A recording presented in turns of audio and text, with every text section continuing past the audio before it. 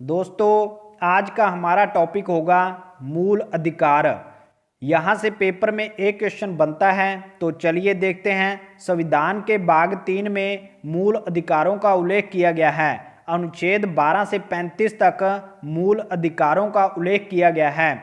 कौन से भाग में मूल अधिकारों का उल्लेख किया गया है? भाग 3 में, अनुच्छेद 12 से लेकर 35 तक। चलिए देखते हैं आगे।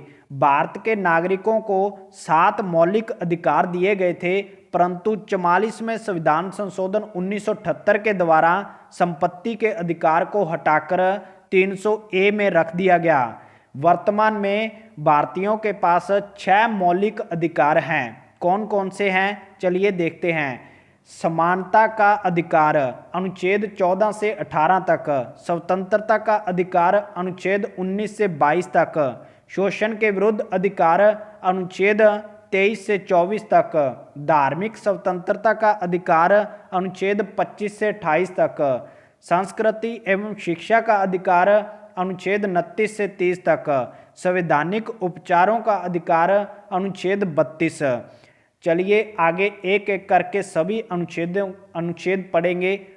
अनुच्छेद 14, कानून की दृष्टि में सभी समान हैं। अनुच्छेद 14 क्या कहता है कि कानून की दृष्टि में सभी समान हैं। अनुच्छेद 15, सामाजिक भेदभाव की समाप्ति।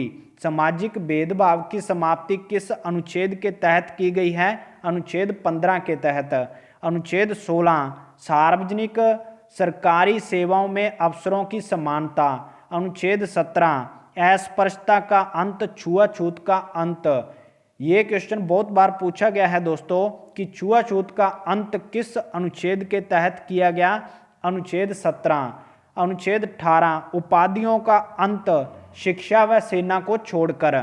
उपाधियों का अंत किस अनुच्छेद के तहत किया गया?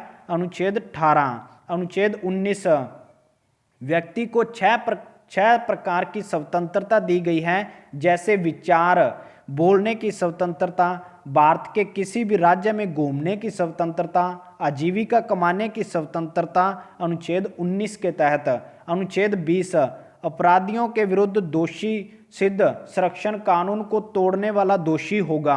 अनुच्छेद 21, प्राण व दैहिक स्वतंत्रता, जीवन जीने का अधिकार अनुच्छेद 21 के तहत। अनुच्छेद 22, गिरफ्तारी के विरुद्ध संरक्षण। अनुच्छेद 23, मानव दुर्व्यवहार का निषेध। चलिए देखते हैं आगे। अनुच्छेद 24, बाल श्रम का निषेध। 6 से 14 वर्ष तक के बालक बालिकाओं को कारखानों में काम नहीं करवा सकते।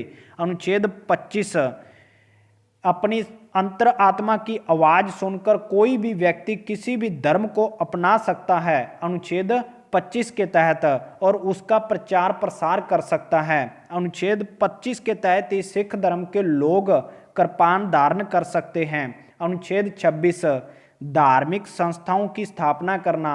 अनुच्छेद 27, धार्मिक संस्थाओं से प्राप्त आय पर किसी तरह का टैक्स नहीं वसूला जाएगा।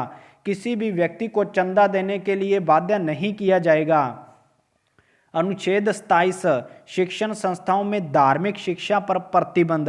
शिक्षण संस्थाओं में धार्मिक शिक्षा पर प्रतिबंध किस अनुच्छेद के तहत है?